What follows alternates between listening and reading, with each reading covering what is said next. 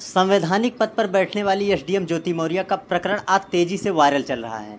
फिलहाल आज हमारे साथ अभी मौजूद हैं विद्वान अधिवक्ता हृदयलाल मौर्य जी, और ये आलोक मौर्य जी के वकील हैं। अभी इनसे थोड़ा बातचीत करेंगे और जानने का प्रयास करेंगे, क्योंकि जिस तरीके से आलोक मौर्य एसडीएम ज्योति मौर्य के ऊपर जो आरोप लगाए हुए हैं, क्या वो सही है और उसमें कितनी सच्चाई है, अब इनसे थोड़ा बातचीत करेंगे और जानने का प्रयास करेंगे। सर, हमारे चैनल पर स्वागत है। आपके दर्शकों को बहुत बहुत अभिवादन, आपको बहुत बहुत धन्यवाद। सर, जैसा कि आलोक मौर्य ने जो अपनी पत्नी एसडीएम ज्योति मौर्य के ऊपर जो आरोप लगाए हैं, उसमें सर क्या सच्चाई है और जो जनता अभी जानना चाहती है वो चीज़ें हम आपसे सुनना चाहते हैं। देखिए, आलोक ने जो कुछ कहा है वो सब ओरिजिनल ग्राउंड पे कहा है, उसमें सत्यता है। और क्योंकि गवर्नमेंट को और प्रशासन को, शासन और प्रशासन को दिया गया है, अगर हम गलत आरोप लगाएंगे तो हो सकता है कि हमारे, क्योंकि वो भी गवर्नमेंट एम्प्लॉई है, तो एक्शन तो हो ही सकता है। इसलिए जो भी आरोप लगाए गए हैं वो सही आरोप लगाए गए हैं और विद एविडेंस वो आरोप लगाए गए हैं। जिस तरीके से सोशल मीडिया पे ऑडियो उनका जारी हुआ है मनीष दुबे और ज्योति मौर्य का, कहीं ना कहीं अभी उसकी पुष्टि भी नहीं हुई है कि वो जान से मारने की, मतलब आलोक मौर्य को जान से मारने की धमकी दे रहे हैं। उस ऑडियो का प्रकरण क्या है, उसका मतलब क्या है? देखिए, मैं उस ऑडियो को फेक मानता हूँ, उसमें कोई सत्यता नहीं। क्योंकि जो लोग बात कर रहे हैं वो हमें लग रहा है दो लोग हरियाणवी अंदाज में, देखिए जो पूर्वांचल के लोग होते हैं उनकी पूर्वांचली भाषा होती है, हिंदी में टोन आता है, और जो उधर के हैं वो हरियाणवी है, तो वो लोग पश्चिमी उत्तर प्रदेश के हैं, कहीं स्टूडियो में बैठ करके खुद फ़ोन करके रिकॉर्ड बनाए हैं।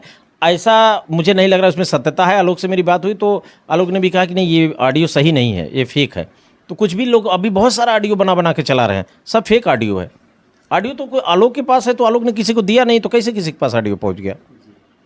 जिस तरीके से ज्योति मौर्य लगातार ये कह रहे हैं कि नहीं, हमारे पति हमें बहुत टॉर्चर करते थे, इसलिए जो है कि हम अभी मनीष के साथ में रहना पसंद करते हैं। मनीष की अभी शादी भी नहीं हुई, ऐसा सुनने में आ रहा है, क्या सच्चाई है? नहीं, उनकी शादी हो चुकी है 2021 में, आर्य समाज मंदिर में हो चुकी है शादी। उनकी पत्नी ने भी आरोप लगाया कंसर्न डिपार्टमेंट में, उसी के वो भी एक ग्राउंड है, 3 ग्राउंड में एक ग्राउंड उनकी पत्नी का भी है। शादी वो किए हैं, और ज्योति जी जहाँ रहना चाहें भाई, उनको ज़बरदस्ती तो कोई रख नहीं सकता है।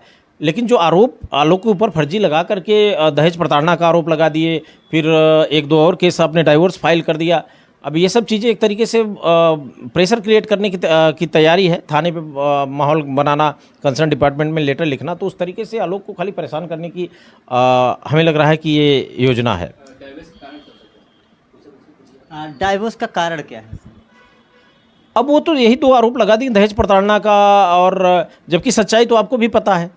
आलोक ने रिकॉर्ड दे दिया है, इन दोनों के बीच में बातचीत होती है, इन दोनों का। आपने ही कहा कि वो कह रहे हैं कि हम मनीष के साथ रहना चाहते हैं, तो मनीष के साथ रहना उनका मेन कारण है ना। तो मनीष के साथ रहना चाहती हैं तो रहे, काहे ये आरोप लगा रही हैं कि हमको दहेज प्रताड़ना का वो आज फर्जी आरोप लगा। दहेज क्या लेगा वो? अपनी पत्नी से दहेज मांगेगा? जिसकी पत्नी ऑलरेडी एसडीएम हो, सब उसका अच्छी कमाई हो, उससे दहेज क्यों मांगेगा? जिस तरीके से आज जनता ये जानने के लिए बेकरार है, परेशान है कि 50 लाख रुपए और एक फॉर्च्यूनर, उसकी जो मांग कर रहे हैं आलोक मौर्य जी, क्या सच्चाई है? क्यों मांगेगा कोई? अब कोई भी हो व्यक्ति अपनी पत्नी से क्यों मांगेगा ये सब चीज़ें? उसकी पत्नी का जो धन है या उसका जो धन है, सब एक दूसरे का ही तो है। ये तो खाली एक तरीके से दबाव में लेने के लिए 50 लाख 40 लाख साबित तो हो नहीं पाएगा। उसने कभी कहीं नहीं मांगा है, वो तो बार बार शुरू से लेकर के आखिरी तक कह रहा है। 2 साल से समझा रहा है, नहीं बात समझ में आई। अब बच्चों को लेकर के इमोशनल है, वो इनकी इतनी तमाम गलतियों को माफ़ करने के लिए तैयार है, वो क्यों दहेज मांगेगा? जिस तरीके से आलोक मौर्य जब पहली बार मीडिया पे आते हैं, लगातार रोकर से न्याय के लिए भीख मांगते हैं, तो क्या लगता है कि जो धूमनगंज थाने में एफआईआर दर्ज किए हैं, वो क्या कारण था, उसमें क्या दर्शाया? देखिए, ये एफआईआर ज्योति जी की तरफ से दर्ज हुआ है। जो व्यक्ति 2 साल से मानसिक प्रताड़ना का शिकार हो, जिसको जान से मारने की धमकी दी जा रही हो, कि जिसको वो अगर चैटिंग देख लिया है कि कहा रास्ते से हटा दे। ये लोग बड़े ऑफिसर हैं भाई, जितने कमांडेंट के पोस्ट पे हैं, ये एसडीएम है, किसी को भी कुछ कह देंगे, कुछ अमाउंट दे देंगे तो मर्डर हो जाएगा। वो डरा हुआ व्यक्ति, अपने बच्चियों से दूर होने का उसको फ्रस्ट्रेशन है, अपना परिवार टूटने का फ्रस्ट्रेशन है, और सबसे बड़ी अपनी जान का खतरा है। इस तरीके का आदमी सामान्य मानसिक स्थिति में रहता नहीं, डरा सा रहता है, घबराया सा रहता है। मर्द जल्दी रोता नहीं है, और मर्द के आंसू कभी फर्जी नहीं होते। जब बहुत ज़्यादा दर्द होता है तभी आंसू निकलते हैं, और अगर वो रोया है तो उसकी बात में सत्यता है। सर, पंचायती राज विभाग में उनके खिलाफ एप्लीकेशन पड़ा था कि उनसे पद से हटा दिए जाने का, तो उस पर सर क्या कहें? देखिए, दो एप्लीकेशन 4 पड़े थे। एक आरोप था उनके ऊपर कि ये अवैध वसूली करते हैं, दूसरा आरोप था सरकारी धन का दुरुपयोग। तो ये बताइए, अवैध वसूली किससे करेगा वो? किससे अवैध वसूली करेगा? दूसरा सरकारी धन का दुरुपयोग, उसको सैलरी के अलावा 1 रुपये मिलता नहीं है, तो कौन सा सरकारी धन? क्या करोड़ 2 करोड़ उसको मिलता है कि आपको इस मद में खर्च करना है? जब पैसा आएगा तब वो खर्च करेगा, तब दुरुपयोग करेगा ना। उसकी सैलरी आती है तो कैसा दुरुपयोग? तो एक तरीके का झूठा आरोप था और उसको परेशान करने के लिए फर्जी एप्लीकेशन डलवाए गए थे। सर वो जो शादी का कार्ड का जो मैटर चल रहा है कि उसमें साफ साफ सीधा दर्शाया गया है कि आलोक मौर्य की शादी झूठ बोलकर हुई है, क्या सच्चाई है? नहीं, आलोक मौर्य की शादी झूठ बोल कर क्यों हुई है? 2008 से वो बात कर रही हैं, 2009 से परिचित थी, 10 में शादी हुई, सब एक दूसरे के बारे में पूरा जानते हैं, झूठ क्यों बोला जाएगा? परिवार एक दूसरे से जुड़ा हुआ है, हर आदमी को पता है कौन कहाँ सेलेक्ट हुआ है। कोई भी लड़के का बाप जब जाता है शादी करने तो वो पूरा पता कर लेता है कौन किस पद पे है, क्या करता है पूरे गाँव में, और उनकी रिश्तेदारी है।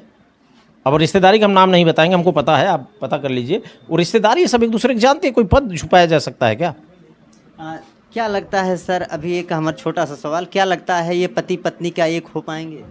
कोशिश हमारी है, लेकिन उम्मीदें कम है। फिलहाल अभी हमारे साथ मौजूद थे आलोक मौर्य के वकील, यूँ कह सकते हैं कि विद्वान अधिवक्ता। इनसे बातचीत किया, काफ़ी चीज़ें हम जानने का प्रयास करें और जो भी चीज़ें मिले आप लोगों के बीच में हम दर्शाने का प्रयोग करें। फिलहाल मिलते हैं किसी और वीडियो में, तब तक के लिए जय हिंद, जय भारत।